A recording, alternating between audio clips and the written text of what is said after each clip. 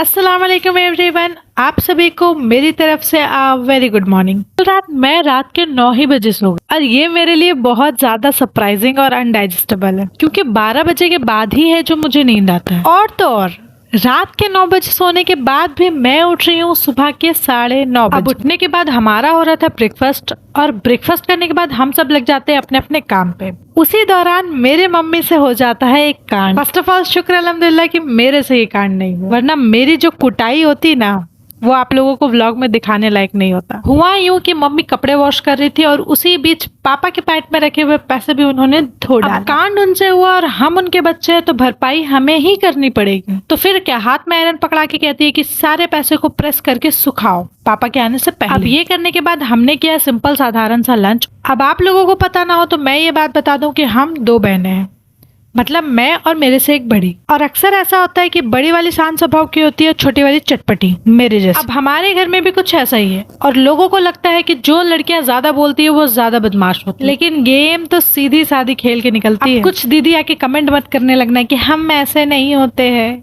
बहन होते हैं, कुछ कुछ होते हैं। अब इसी कुछ कुछ में मैं अपने आप ही को इंक्लूड करके उसे टॉन्ट कर रही थी। फिर फ्लेक्स करके थोड़ी देर पढ़ने के बाद मैं जा रही हूँ मैगी बनाने। इतरा के पल्स खाने के बाद मैं आ गई थी किचन में मैगी बनाने और ये खबर मौसम तक पहुंच चुकी थी।